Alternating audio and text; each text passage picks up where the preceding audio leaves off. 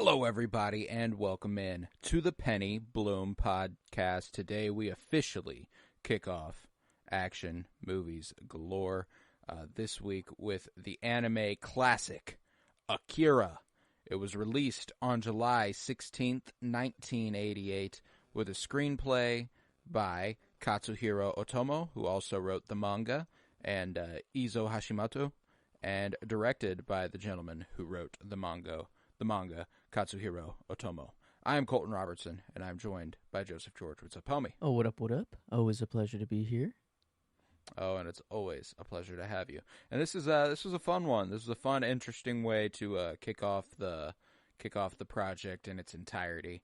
I know he did the John Wick franchise and stuff, but that was more an excuse to cover some more Keanu, get some cool action in, kind of preemptive to the project at large. Now we're all over the place for May. Mm-hmm. How are you feeling about this one? Oh, I've been away from anime for too long. It has been too long. So this was very nice to get back into that vein. It was checking a lot of boxes, and that was nice. The voice acting, I just really appreciate good anime voice acting in this one. I do love the screams, the heightened emotion that people can get to in animation films, and so I did like all that, and definitely, I mean, this did not go down the route that I thought it was going to. The only thing I knew of the movie before this was the Akira slide. I'm like, and I didn't even know really of the Akira slide. I just know it from, I don't know, like other sources, and then. So I'm like, okay, it's a bike movie. That's all in my, that's all I know. And I'm like, okay, so how complicated could a bike movie get? Oh boy, how I was very wrong on it just being a bike movie. No, I was with you. I also only knew the Akira slide, and because I knew the Akira slide, I assumed that the person who did the slide was Akira. Also wrong. I didn't even realize that one. Nope, it's the slide from Akira, therefore it is the Akira slide. No, so obviously I'm not well versed in anime. I've watched some Studio Ghibli films, and I watched Death Note years back, a few episodes of One Piece. But this is aside from some of those Studio Ghibli films, the only certified classic anime I've watched, and I wasn't disappointed. I was like, I've watched very few, and this is like just not the medium, because like it's animation. Like I enjoyed Death Note a great deal. I enjoyed a lot. I mean, every single Studio Ghibli film I've watched, and I enjoyed this, but I haven't had a desire to go back to it at all. Yeah, it's and I don't want to make it seem that I'm well versed in anime either. I've probably only watched 3 or 4 shows total, or animes total, so I'm not that well versed either. But I am kind of with you. There's something not quite hitting. It's good, and I enjoy the movie more in the third act. That's really whenever I'm more into the movie. The ending really helped save this movie for me, because the first act I had no idea what to expect, and whenever I'm just expecting a biker movie, I'm like, oh, this is cool, like cool city, Neo Tokyo. It's a nuke or not a nuke, we don't know what's going on, but what a way to open the movie, to just see Tokyo go in an explosion. And I'm like, okay, we're in a completely different world here, so off rip, you just know, like, to suspend a bunch of certain things, but I don't know, it was a really cool underground, or just the point of destroying Tokyo was to let it make a better version of it, but then you kind of see that it's like it's not it's even kind of worse. It's like, I don't know, like it's not good. And it is really, the world they built was really cool. as well. I don't know. I did Yeah, like the no, world. it's Um, no, and I think that the history is really interesting too. I liked that whenever we kick off this movie, and it shows just that imagery of the dome enlarging over Tokyo, and then we cut to 31 years later, 31 years after World War III, mm-hmm. and the idea that this takes place in 2019, which is funny, just a few years back. This is where they thought we'd be. You know, like we'd have bikes like this. That'd be so dope. We'd have all this tech where we'd finally be able to figure out. No way. Wait a minute. Was no, that was before. I was trying to say, did we turn on the Large Hadron Collider 2019? No, that was like Yeah, 2013. I was like, that'd be really yeah, weird if they guessed that, right. or they predicted that for 2019. But no, No, yeah, but I do agree. The world was really interesting. The implied history was really fascinating, and that was one thing that this movie kind of succeeds at for me was the the world building, in my opinion. I know we talked off mic for a little bit about how it was kind of hit or miss for you, but I there was a lot of factions of the society and the just nature of Neo Tokyo as we know it, that like it's a lot of show don't tell, and I think that was kind of a cool tactic to use. I love that there are people who anticipate the second coming of Akira. They're like, it's a religion that's been formed around Akira now, and so you have all these questions about like they imply Akira did some shit back in 1988, but he's been on ice for however long or so like that, just that whole situation. Like I enjoyed a mm, lot of the mystery, but there was a great deal of I don't know. I felt like it had a very grand story to tell with a really intimate heart, and I feel like the intimacy got lost in just how big the movie was.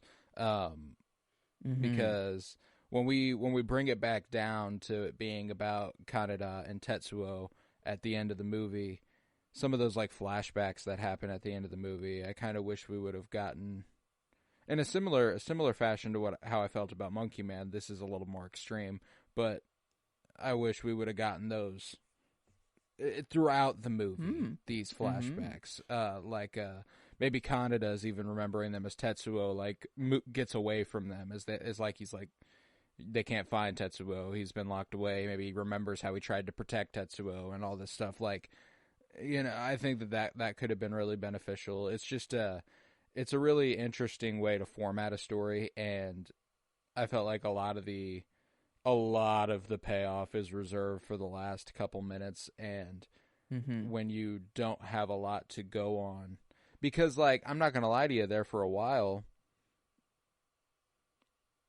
there was a lot of stuff visually and some characterization that was telling me that like Kaneda is supposed to be like the good guy. He's supposed to be the hero. Um, but I also wasn't getting that He off kind of him felt like a completely. side character, Mm-hmm. like the main story, like Tetsuo and following him and what's happening to him.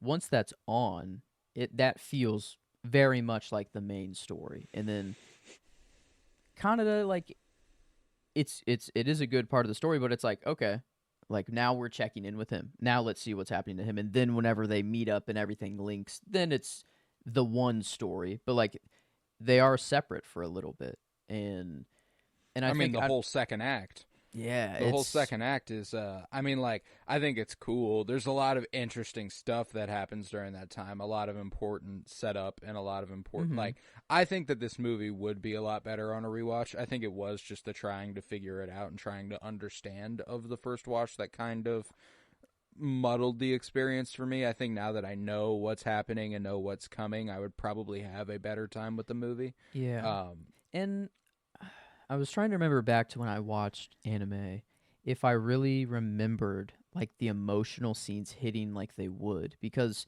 at the end of the day, we are reading subtitles for every single line because we don't understand the language. And you can get the emotion from the voice actors, and that's a reason why I like animes. They heighten their like everything is very Mm-hmm. heightened, and so it's clear kind of what emotion they're feeling. But us having to read and literally translate the entire movie, I wonder how much that kind of just takes away from. I I mean, don't like the know. ending resonated with me to a degree, just because of like the humanness of it, like just the like Mm, taking that was the best part that captures the intimacy of the movie. It's sort of like you don't realize this movie had an intimate heart until the very end, which is part of the problem. Um, I feel like ooh. they should have maintained that throughout the movie, but no, I've often had a similar thought when it comes to, I mean, any foreign film from any part of the country. Like Americans speak, people who speak English speak in a specific way. We have specific Mm, intonation. We have like emphasis, and that's something that's always struck me specifically with like comedy. Like when it comes to physical humor and body humor and stuff like that, that's universal. But every language has its own version of what funny delivery is, that's and what, true. Yeah. you know, like and I think the same can be said for specifically voice acting in foreign films. You know, like because like you said, they heighten everything. Everything's elevated. It automatically also feels a bit unreal. Not in a bad way, in a good way. Like I think that adds to the medium. Mm-hmm. I think that makes it even better. But like when it comes to like Parasite and Monster and so Lahain and so many different foreign films, from Portrait of a Lady on Fire, so many of these different foreign films from all over the world that I've watched in live action, where I'm looking at the people's faces and I'm seeing the emotion, like that adds a Mm, humanness to it that gives it something I can go off of. And I feel like, and I mean the same thing can be said for animated films everywhere. Like voice acting, this is why voice acting is one of the most difficult jobs there is, I think. Because I absolutely adored a lot of the voice acting in this movie, specifically the work by Tetsuo's voice actor, mm-hmm. Nozomu Sasaki. Yeah. Very, very talented voice actor there. And I thought that, like, whenever he's calling out for help at the end of the movie, whenever he finally goes, "Help me," and obviously I watched the subtitled version, not the dubbed version, so going off the English subtitle here when he says "help me," um, like that was a striking moment. The way Kaneda looks at him and is like, "Fuck!" Like there's nothing I can do. Like there's this really universal feeling of helplessness, and it's gotten out of hand, and I appreciated that a great deal. But yeah, I do agree. There's not a when it comes to the emotional resonance of the movie. I know at times what I'm supposed to be feeling, but I don't really feel it. Mm-hmm. I And I'd say the only time I got like emotional is at the very very end, whenever it was just like the literal end visuals, when it was like the black and white kind of cycle of the, like it mm-hmm. kind of was showing kind of like the cycle of the universe and everything, but then also it's just Akira destroying, and then Tetsuo push, it's a lot of different things happening at once, but then like just the black and white, and then the circle, and then I think I don't know what was being was there something being said, or was it just kind of serene music being played? I felt like there was something being said, for some reason, but it was more of like the concept of it all. I was like, whoa! Like it got big out of nowhere, and I'm like, I think it was when the scientist guy in his lab, he's looking at the like temporal aura, like, and Loki was the closest thing that I could like compare it to, Mm. but this one's more like auditorial, which is cool. It like is like a waveform, which I thought was really cool.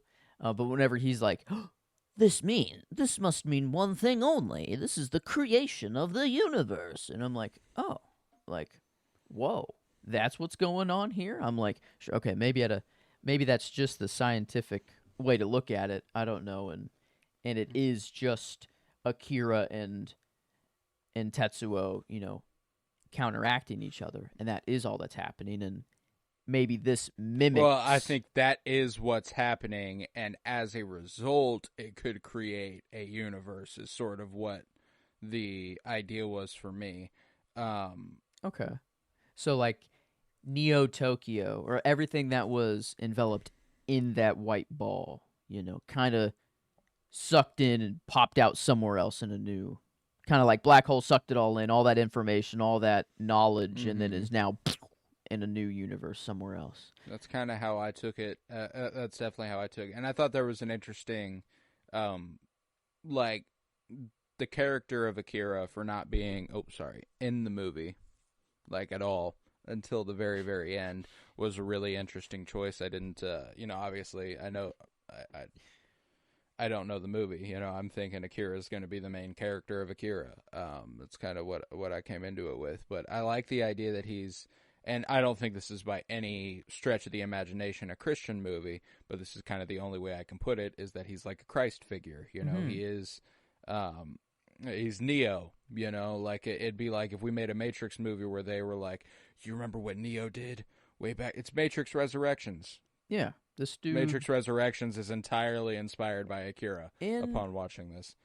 there was kind of a line in there where maybe this is it. Maybe this is the line I was looking for, where someone was like, everyone has the power of Akira inside of them. It's just a matter of when it activates, how you decide to use it. It's like Yeah. it's in everyone, and there will be a time in your life where Akira's power is activated in you, and it's up to you, to see if it corrupts you or not, whatever. And I don't know, that was like the whole world that they're building. It is kind of very spiritual or religious, or I don't know. This is, I don't know what to call it. It's not really sci-fi, but yeah. I mean, yeah. No, it's sci-fi, like, I guess, but um No, it's a lot of stuff. I mean, yeah. sci-fi action is specifically, there's like some body horror that goes on here that's really gnarly. Yeah. Like visually, one of the just most astonishing looking movies I've ever watched in my Is life. this Like, hand like, are they, I guess this yeah, is yeah, it's 88. They it's are, 88 anime. Yeah, this is. oh my god, to think of like the end whenever Tetsuo is becoming the flesh monster thing. I don't know, when he's just growing, to think of having to hand animate all of that growth and all of those weird things that are coming out of him. I don't. That's insane. And like all the Yeah. wires going into the chair and then like coming out and then like him shoot. Like it reminded me of another monster from something else. Like man, it was kind of similar, and like when he shot his arm out and all the wires and stuff Mm-hmm. came out first. It it seemed to me that whatever I know it from was like a clear inspiration. Like I don't know, it was like they pulled it from Akira this. was It looked like, obviously inspired yeah. it. Yeah, no, I mean like it was familiar to me as well. I'm trying to remember. Oh I'm my trying because I'm god. I'm I'm right there with you. I feel like I've seen something very very similar to this, but I don't know where. I don't know where. But Oh, that's gonna get me. It's gonna hit me tomorrow. That's gonna be one of hmm those things that'll hit me later. But I see I don't know, in the Akira slide, like that's what I've noted as kind of like an inspirate. Like it's just like a VFX kind of like it's done everywhere, just because it's cool. It is cool, and I no, it's really cool, and like what was really dope about it, it actually like unironically, not because of how iconic it was my favorite shot of the movie, just because it's in such a fantastic world, and like knowing its influence and stuff does obviously influence this decision, but like looking forward to it and thinking about when it's going to come, and then when it happens pretty early on in the movie, it's like a super cool action beat. It's not just like thrown in there. It's not just that's why I think like the best successor for the Akira slide is Nope, whenever Kiki Palmer slides at the end of the movie. um that's Ooh. it's Okay. my favorite Okay. post Akira slide, because it's utilized in a way that is actually like impactful. Like, oh my god, that was fucking dope. Like And that's what this Ooh. movie did very effectively, is that like I think everywhere else after this it's just kind of slid in there as an homage, whereas this is the original. It gets to work as an action beat, and that bike, the costume design for Kaneda, like that whole situation, fucking gnarly. Mm. Absolutely loved all that. Wow. And yeah, like it is iconic. It's unquestionable, you know. Like, but yeah, every frame was hand drawn, and then overlaid on a hand painted background. Um, There was one shot.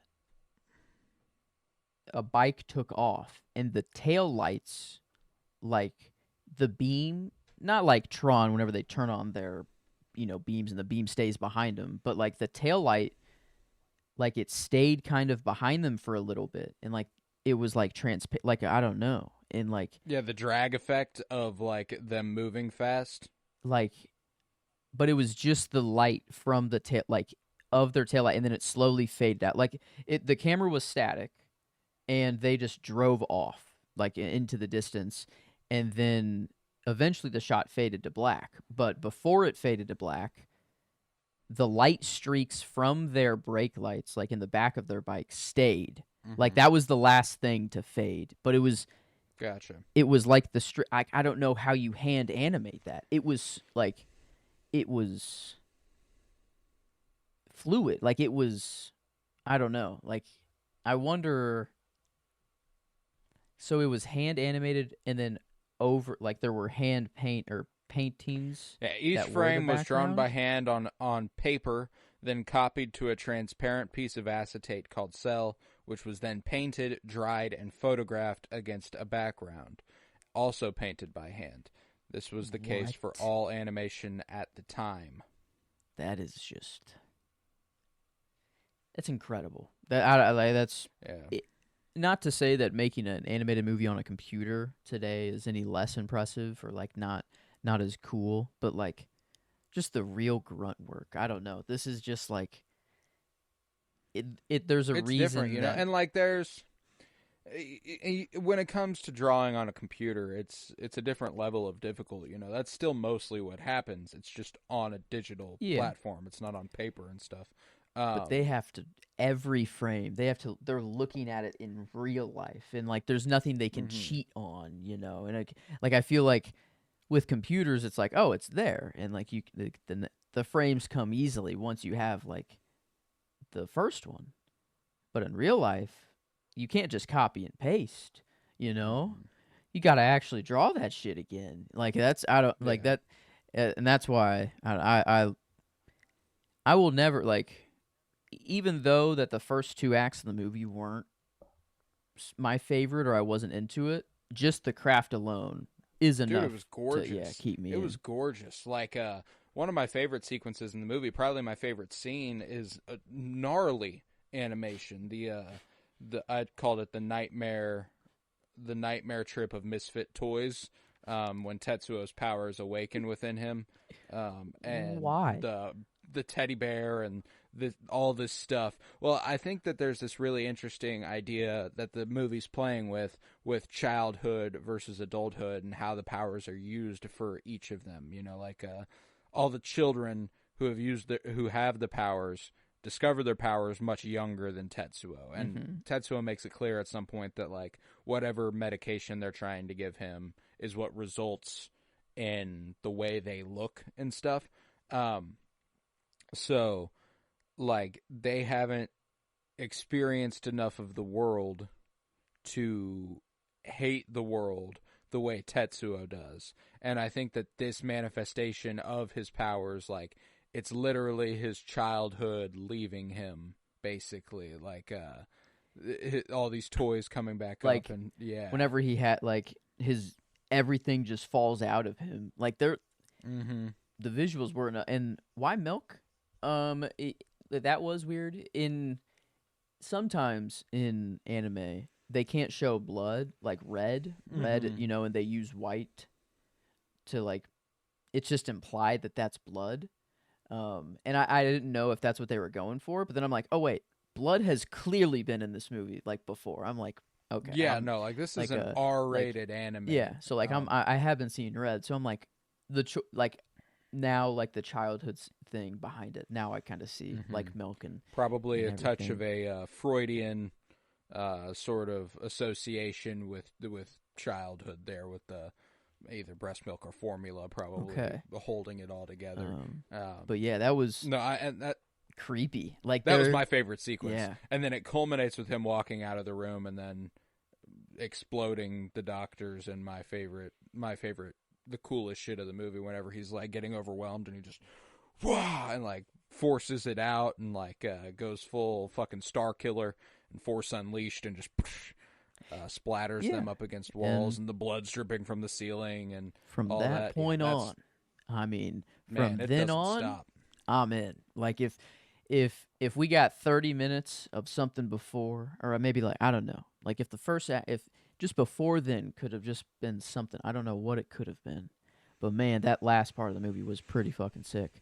Um, and yeah, the like the kids, I owe it like, are they like, is their age, like are they old but just in young bodies, like it kind of appears that they have like older features of their face, like their face appears old, but also like their mouth, I think it's just their mouth, that kind of looks old, but Like the powerful kids. and like I feel like I was under the impression that whatever happened to them, like the way Tetsuo frames it, and obviously he's all eviled up at that point, but he frames it like whatever the government's been doing to them has caused them to appear yeah, that way. I feel like they're just inside, they literally don't get to experience the world, they are inside like lab, kind of guinea pigs or lab rats, and I feel like that's just why they're so pale, is because they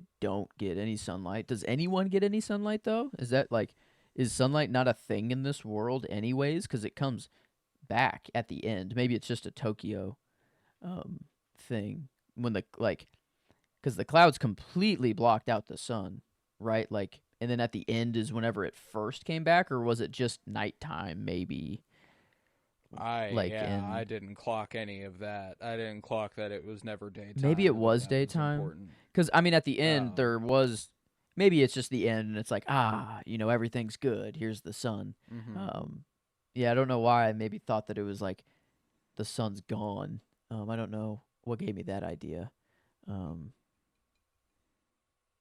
yeah, maybe the World War III and the first initial blast maybe is what gave me thought that that's what caused it, but Yeah, like it's some sort of fallout. it That's definitely was not. daytime for some parts of the movie. Yeah, no, I think Yeah, I thought so. it was. So I'm tripping there. But yeah, no,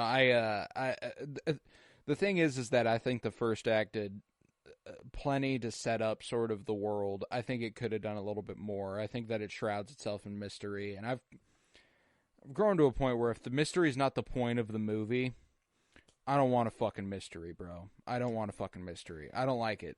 Yeah, give the I'm characters okay the with it. mystery, but I'm the audience member. Yeah, Like I'm the I'm the audience. viewer, Like and it's fine, and it can be good. It can be effective, and I think that there's a lot of examples of like small mysteries sort of paying off and not being crucial. But we're talking about the world that they're setting up here, and I think that like shrouding that in mystery is a tough ask. And I don't know, maybe I'm tripping on that, but like it kind of feels like I should have watched a season of television before I watched this movie, though. Like it feels like I kind of ran into this world very quickly, and like I would have liked a backstory or something. I don't know, with all these kids and everything, and like Akira. Maybe the point of Akira is that it's more of an idea. It's that even the Akira we see just so happened to be like the one that activated at the right time, did the right thing, and was the most gleaming example of who used the power correctly. But anyone could be capable. well, Is that the idea? and it's also interesting framing it as framing the first thing Akira does as the right thing. You would think Akira is vilified in Yeah. the eyes of everybody. Like, you would think that would be So they what he is create viewed as. Akira. They know they're tampering with something like very powerful, like even from the beginning, right? Like, or is it because of what happened that they're like, now we have to be very careful with what we do with Akira? Or See, I don't know. I'm like, I don't know. And I think that's, I don't know yeah, if I just missed it. I I don't don't know if the think movie was so. just so overloaded that I don't know. The impression I get is that Akira, to my understanding, the powers were naturally occurring, and then the government tried to tamper with a power they didn't know Kind of a what was creepy, like they capable. tracked everybody. They had everybody under surveillance, and like Tetsuo was like a blue dot versus everyone else a green dot, and they could read the like auras of people, like if they wanted to. Like it was like Tetsuo went into the little chamber thing. That was cool. Whenever he's in the bed and the things are all floating over him, that reminded me of something else too. Um, some other visual when he's in the lab and all the Hmm. sensors are reading him. But like it Yeah, seemed that that was very. I mean, a lot of Matrix image. I think this influenced the Matrix a great deal. In my head, I mm, think that. I mean, Matrix was always kind of heralded as a live action anime. Was kind of what it yeah, accomplished before anyone else could kind of manage it. Americanified for sure. Just the guns. Americanized, Yeah, yes, yes. Thank you. Yeah, I don't know where. Guns, Yeah. lots of guns. Need Yeah, those. no, it's But yeah, here we're going with the concept of creating an entire universe and or just the sheer power, just literal power.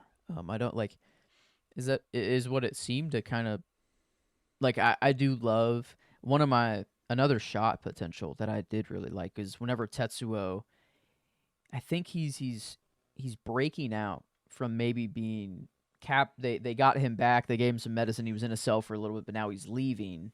I think it maybe right after he kills the people in the hallway, he like flies for the first mm-hmm, time, and he realizes he's like, I can do this too. He's like he's flying mm-hmm.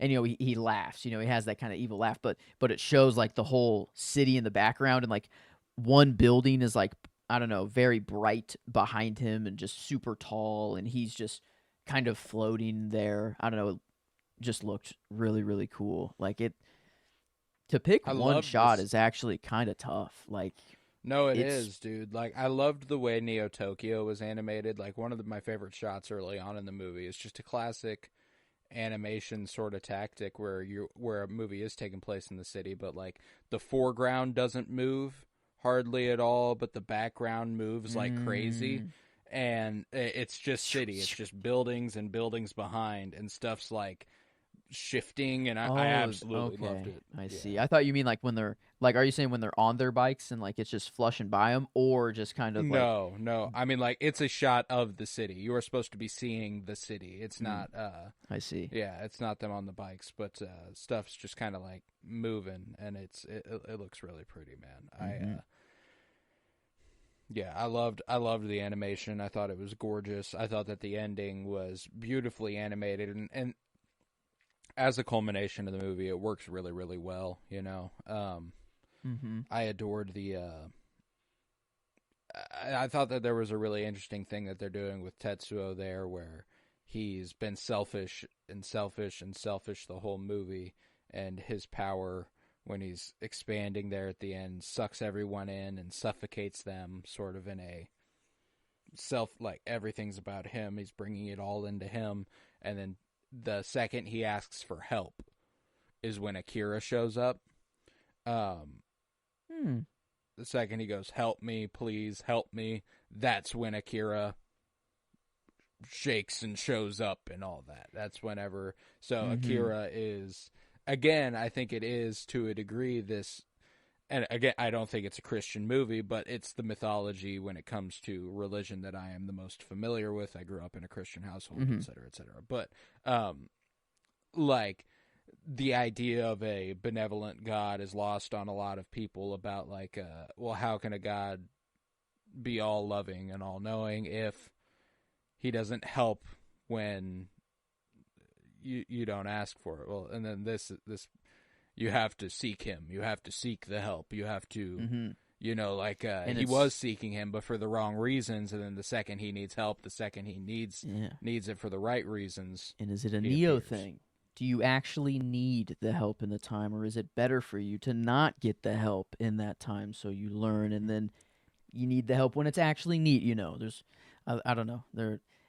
This did bring up a very cool kind of outlook or view. Like it's not like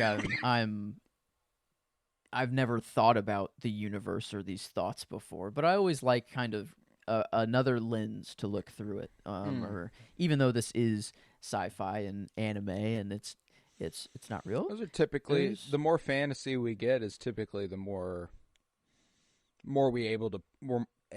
more we are able to play with these concepts in a more broad strokes way. Human written it's stories not like still, humans are voice acting this, humans are writing this, humans are drawing everything. Like it is crazy what we're seeing, but we are talking very philosophical and spiritual things. So I think they achieved what they wanted to. I think they didn't set out just to make a cool action movie, like that wasn't the goal. They did, the action was cool, the visuals were really, really cool, but then they also have this crazy storyline that I did not expect whatsoever, and that actually in the third act I was a part of. Like there's only a few gripes I really have in the third act. Not really much in the and I mean, like, I don't even really have. There's something so intangible about what I don't love about this movie. I don't even know how to describe it. There's just something missing. There's something not clicking for me. It's fine. It works. It's just like it looks really good. The voice acting's incredible. The action's super cool. I feel like there's something I'm supposed to be getting out of it that I'm not getting out of it, and I don't know what that is, but it's just kind of where I'm at, and I think that the first two acts, like, I hate to frame it like this because that it's usually with a much more negative connotation, because this movie is through and through well done. It looks good the whole time. It's beautifully animated the whole time, but the first two acts, up until Tetsuo really unlocks his powers, and I think that's somewhere in the middle of the second act, pretty much halfway through the movie, might even be earlier than halfway in the movie. I think it's actually around 45 to 50 minutes. Yeah, I'm like, that might be the beginning of the second act of the movie, if we're being for real. So really the first act's just kind of unremarkable. I don't remember it. Yeah, there's a lot of I like the things that are happening, like the kind of slow revolution that's kind of building with starting very low level, and kind of being the ignorant one, being like, I'm just a biker gang, and then being kind of thrown into that world, and then seeing kind of everything. It's cool. And that was also like the specifics of a lot of the socio-political state were really interesting because they don't dive into it a lot. They just kind of show you the state of the world, and it seems like Japan's in the midst of being a capitalist dystopia where the rich are getting richer, the poor are getting poorer. There's a giant wealth disparity. Feels like the 1% is running things, and the rest of them have to just deal with the fallout. And that's an interesting angle that I think that to understand that's where Tetsuo and Kaneda and these kids come from. It's what makes them. That's part of what makes them the heroes of the movie, is that they are not the government. They are not the regime that seemingly stands over Neo Tokyo.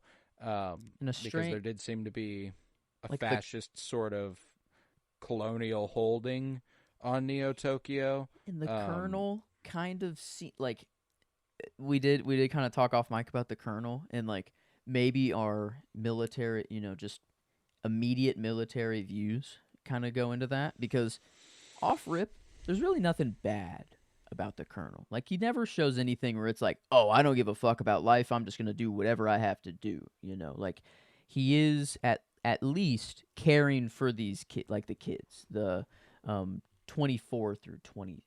I don't know, whatever. But like, Yeah. and he does have good moments where he tells the soldiers like, stand down. Look at what we're doing. We're fighting each other. It's pointless. Like what are we doing? And whenever he goes to the top, the high table or whatever they call it, Supreme Council, they're a bunch of, some of them are sleeping, some of them are yelling, they're yelling like disconnected assholes. they're fucking It's like I would rather I'm not for a single ruler making all the decisions and stuff, but in this moment, it's clear. Like, yeah, no, don't give any power to that table whatsoever. They like it. I would prefer it in the Colonel's hands right now.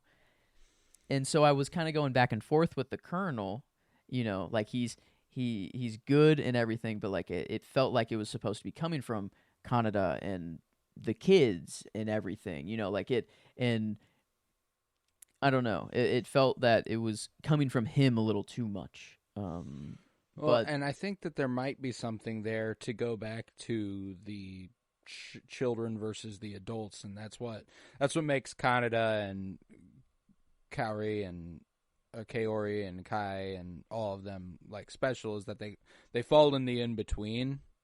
Like they're seemingly not quite adults, but they're not small children.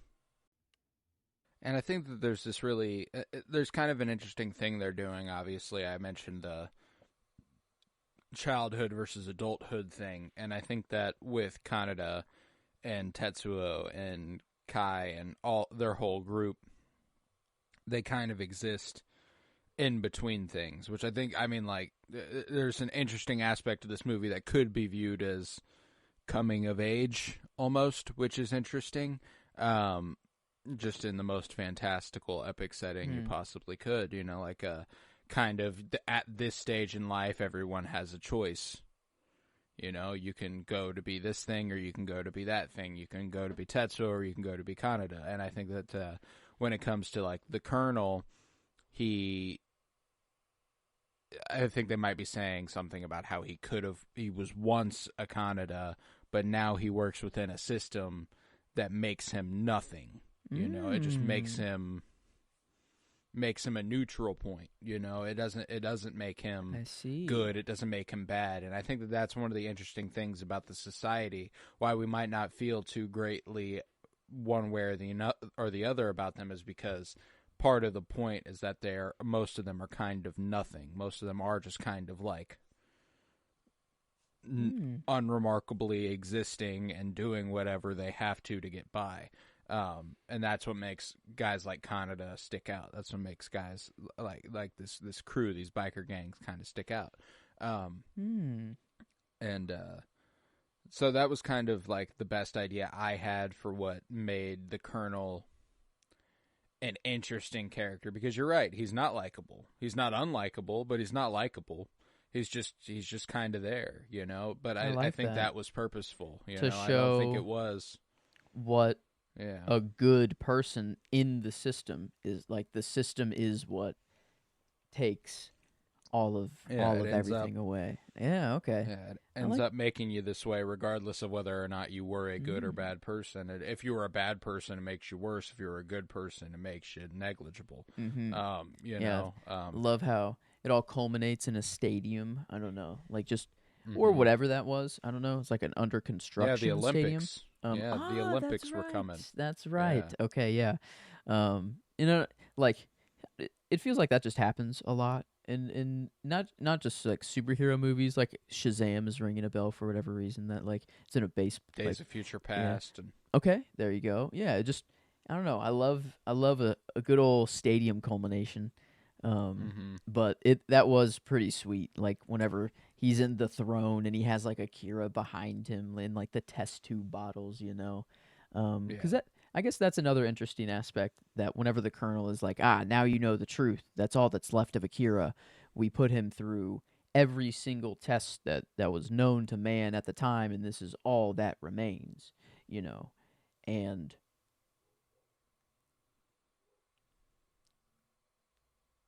I guess I don't know. Like I feel like I should just trust his word. Like I don't know why he would be lying here.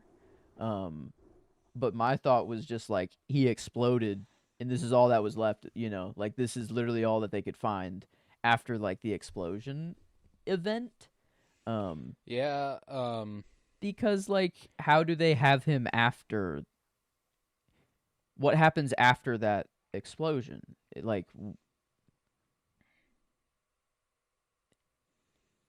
did Akira was Akira fully healthy and he did that and then he is still fully healthy afterwards and then that's why he has like a religious following, you know, is because like cuz there was a Yeah, moment and I. where people on the street like were like this is Akira, like this is the second coming of Akira, Yeah. like it's Akira is a here. known figure. People know who Akira is. Like it's not like. So that's why I'm like the mystery and the history of Neo Tokyo Man, is like yeah, and I I don't do I don't love that aspect of it. I because I don't know, and maybe I should be thinking about it a little harder, but I don't know why you do that. I don't know why you just drop us into a world with implied history and not unless it explore is that history. supposed to just be god power. Like you know, it is unexplainable. There's no that's all you need. Like there's no other Yeah, and backstory you need other than its absolute power. I And mean, like, I don't even need absolute explanation for what the power is or where it comes from, but like just clarification on the event that happened, that maybe. event. Like it Hmm. seems to be the same as what happens at the end of this movie, but instead of offsetting Tetsuo, it was offsetting World War III. It seems to be the ending of World War III. Is kind of how I looked at it.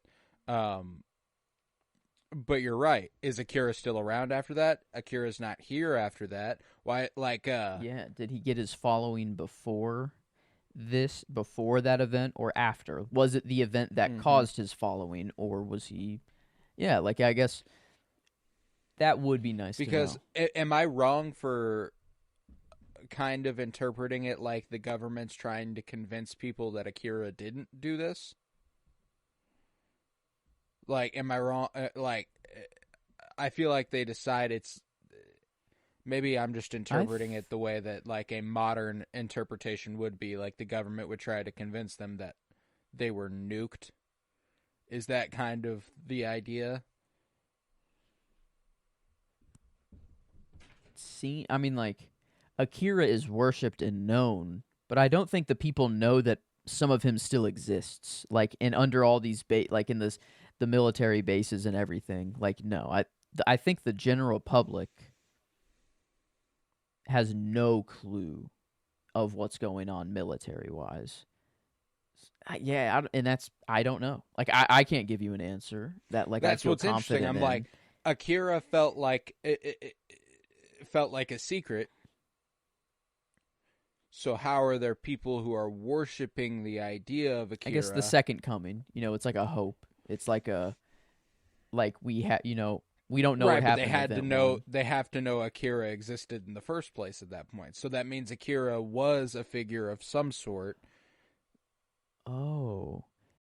So was the military's explanation of the explosion maybe that explosion was an attempt to destroy Akira, and maybe that is how Akira gained the following that they did. I don't know.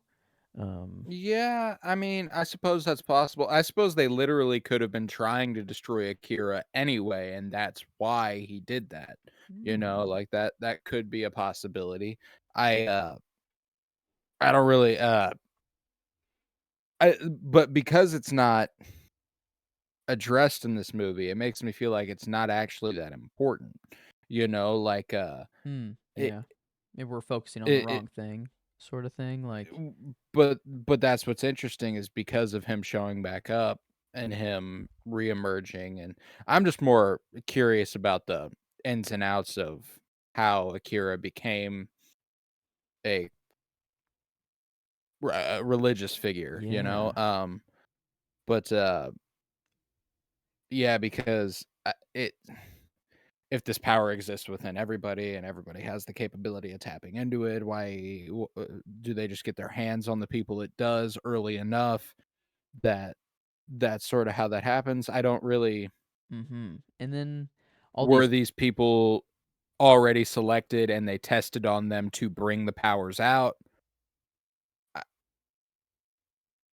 yeah, cuz um, because Tetsuo's childhood, he like he wasn't, I don't know, was he orphaned? He didn't have any like parents, did he?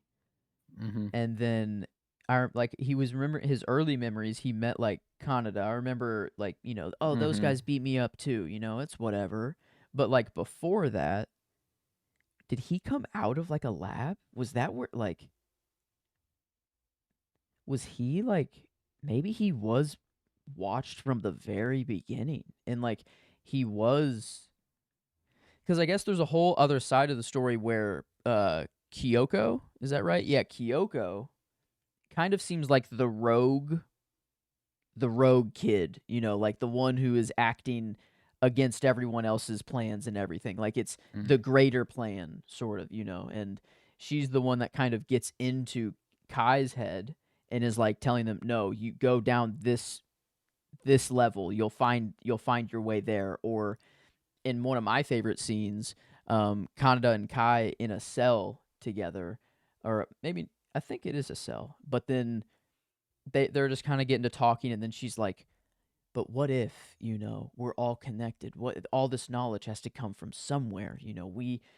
We're humans, we came from apes, and those apes, they came from blah, and everything came from these single cell organisms. And then it turns out that it's not actually Kai talking, it's Kyoko Yeah, yeah. talking through her, and and then like them slowly realizing that that's what's happening over time too is really cool, like them figuring it out.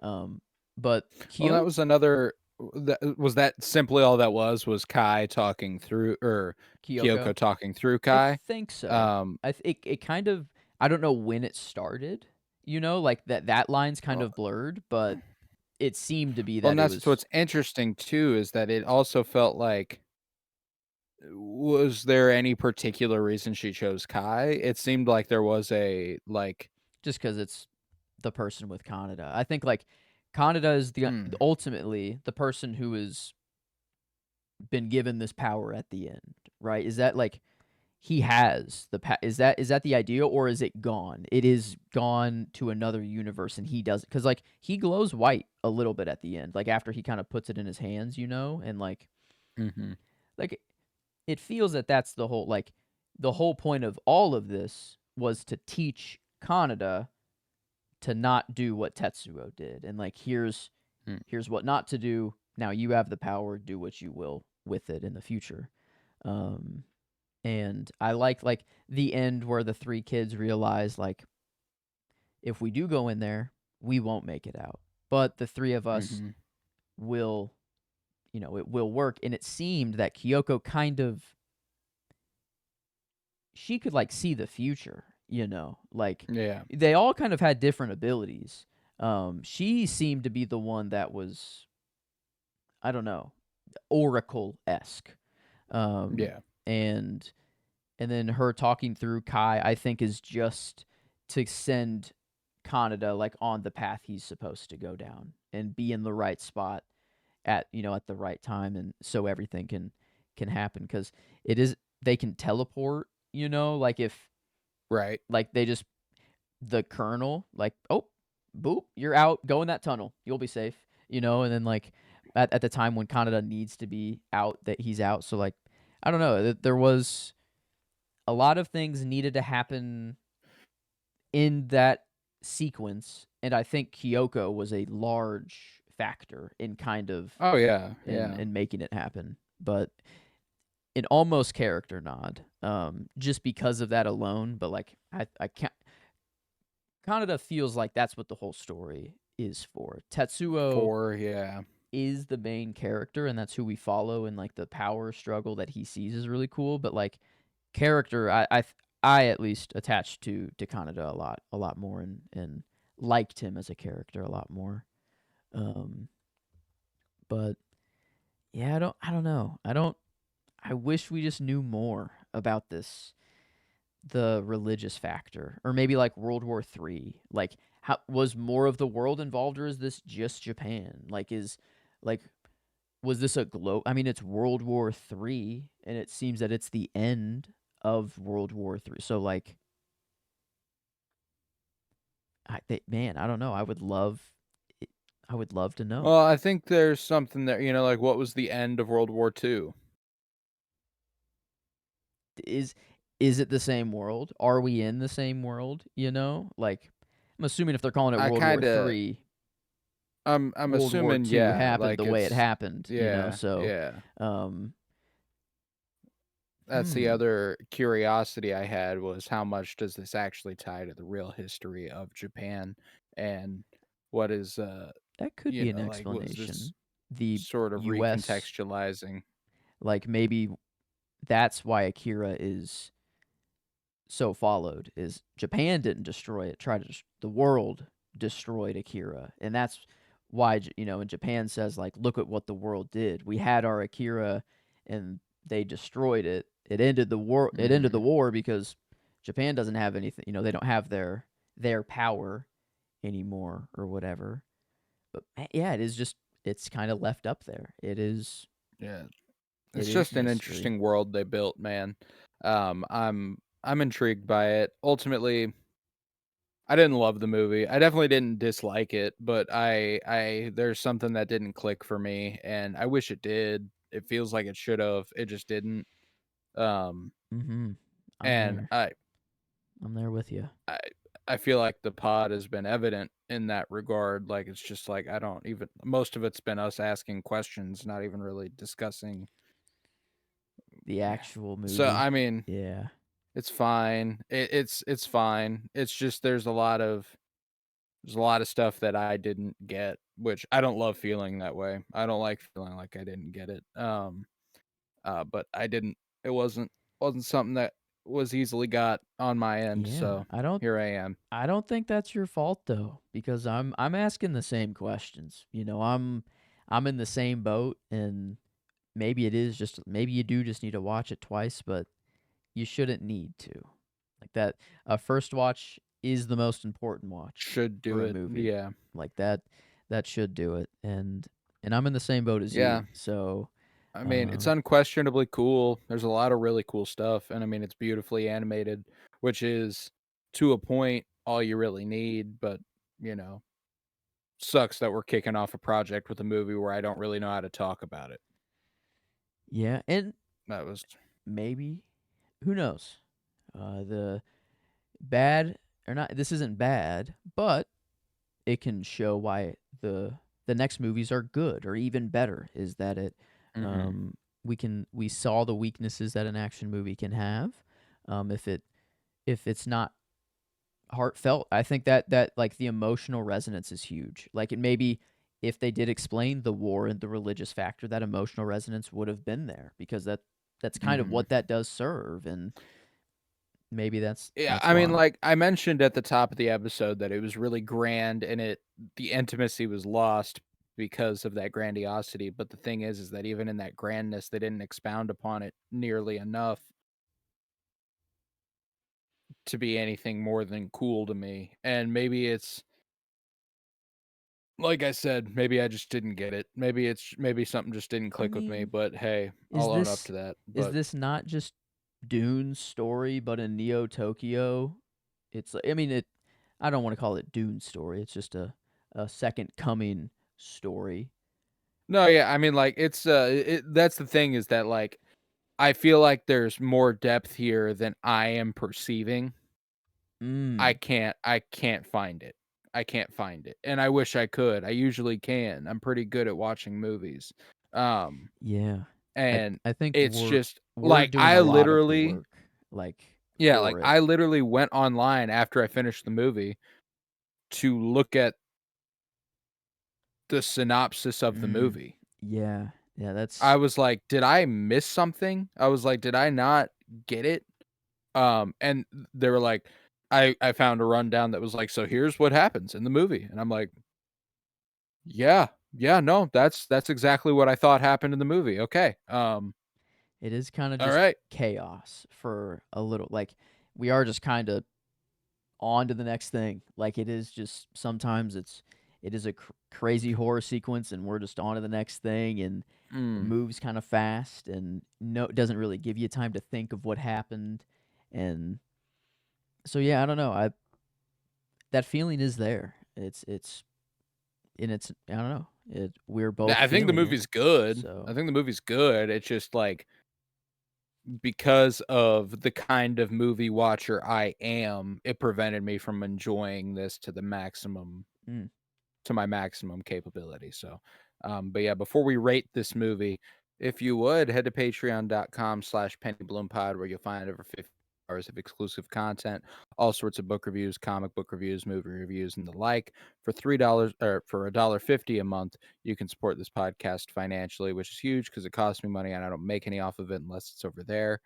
You can get some early access content. All the movies we've got coming up in the next 3 weeks, basically, are available over there.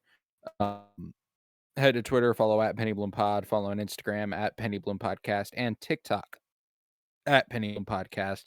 You can watch on YouTube now. Just look up Penny Bloom Podcast and subscribe. We're there. And leave a 5-star rate and review wherever you might be listening and continue to download. But yeah, on a scale of 1 to 10, enjoyment wise, how you feeling? hmm. If I'm rating the last act, I'm at like a 8, high 8s, 9 even out of Mm-hmm. 10. Um, the whole movie overall, all of this mystery that's left up, all of these feelings, they do go somewhere, and it does make the ranking go down um, a little bit. I think I'm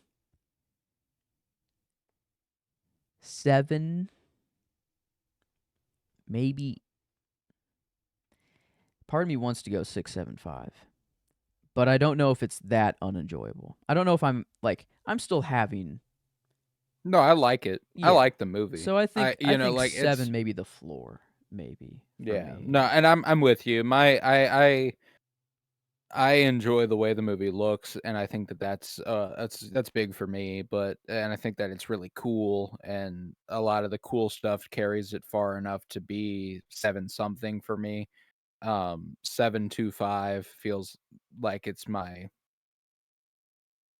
kind of my ceiling. I think 7 or 7.25 is kind of where I'm at enjoyability wise. I think it's better than that. I think critically it'll fare well, but it didn't click with me.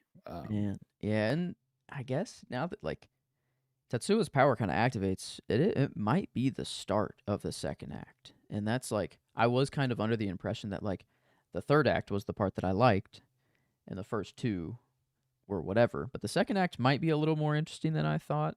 It's definitely the first act that I is mean, just not. it's slow going too. Like it is hard to get into. At least it was for me. And then whenever that happens, I'm kind of like the story takes a shift that's like, "Oh, okay, yeah, we can do this. I didn't know that's what this movie was." Mm-hmm. So it's interesting. I ultimately like most of the movie, but there's enough that makes me just personally annoyed that I don't understand it. Not like it's the movie. Like it might be the movie's fault for me not understanding it, but I do. I kind of blame myself for being like I don't know what's going on. So I like, don't think so. um, I don't think there's much. You are a very good movie watcher now. Like it's not like we've watched more complicated movies than this, and mhm. we've talked about. I think my problem is that I'm trying to grasp at something that's not there, but a lot of people seem to think that it's there, which is why I'm like That's the other part that is kind of getting to me is that this is, and maybe it this is is a classic. like, People love this movie. hmm and it could just be off the visuals and the inspiration that it's like clear inspiration in a lot of things, but I don't know. A seven's not bad, you know. That's No, still I like the movie. yeah. That's the very start of the. All right, this is Good getting good. scores, Yeah. So I think I don't know. I think I'm chilling at a 7. I think flat for I'm me. cool with that. Okay. I'm cool with that. But critically, part of Critically, it's good. yeah, no complaints visually, no complaints voice acting, no complaints with anything of the production side. It is just the story and the unclearness And I mean, of like, certain things. the general story at large, like, the thing that it really reminded me of was the creator. Mm. Um, Ooh. I think that the creator's a really good comparison specifically for the conversation we had at the top of the show for, like, different languages and how different things can resonate with you based on, live action versus animation and Mm-hmm. then your language versus a foreign language. Um, if the creator is and even animated, I probably don't get the same resonance out of it. Mm. Um, It is the if it face. is Like, it's the faces, man. Faces are really important, and I think that you can only and specifically with anime style, eh, there's nothing like it's not real. It doesn't feel real to me. It does feel fantastical, and like but that's not a dismissal of the emotionality of it. Like it had like things that are fantastical emotionally resonate with me all the time. So like I'm mm-hmm. like I There's don't give really and know what I'm takes. trying to say. I mean, with the Yeah. medium, like animation, it doesn't automatically make the movie worse, but there are drawbacks. Like you are losing certain things that you do get with live action, and a big thing that you're losing is facial emotion. Like that, a human face can show so much emotion. Like we have 200 something muscles in our face, but in animation there's zero muscles back there. You know, their mouth moves a little bit, but it's not even following the words that they're even really saying. So it they can move eyebrows and change the shape of the eyes, you know, or whatever. But the reason the voice actors are having to go so above and beyond is because they're having to counteract for the no face. Like in live action, it's just there. You don't even need audio at all sometimes for facial acting. Yeah. It's silent. And No, yeah, and that's so what's like so the grandiosity of the story and like the story at large is really cool, which is something I feel the way about Creator, but then you get into the specifics of it and like just and it mhm. loses a little bit for me. Um the performances are solid. They do everything they can within the bounds of what they're given and Mhm. I think that mostly it's a good fucking movie. I would say the floor for this one is 8.25, I'm eight up there. five even. Yeah, Like I'm it's in yeah, the it's eights. good. In the eights, it felt right. Somewhere in the eights. Um, yeah, I'm liking it. I'm thinking like 8.5. I guess to compare it to some others, that A Life Aquatic is an 8.5. Man, really? Do you feel like it's worse than Life Aquatic or better than Life Aquatic? I think I like Life Aquatic more. Maybe it's Isle of Dogs. Isle of Dogs is an 8.5.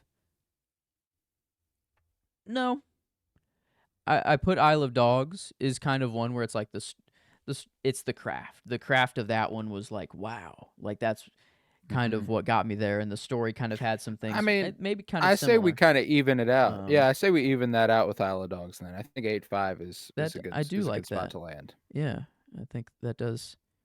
I think I do like that comparison, and that would shake it out to an 8 flat, overall, which Pretty strong. Pretty strong. Did I good gave it a there. 4 on Letterboxd. So, Mhm. that I works gave it a out. 4.5. I thought it was good, Mhm. I was like I thought it was good. It didn't resonate with me, but I thought it was at least cool, and I think that that's important. But, Yeah. um Okay. yeah, no, I think that's a good place to land, and we'll it's a at least an interesting starting point for our action movies galore project, and we'll be back this Friday to continue the project with Die Hard, also from 1988, going from Japanese anime to just all American action, um, which is super, super fun. Very excited to talk Die Hard.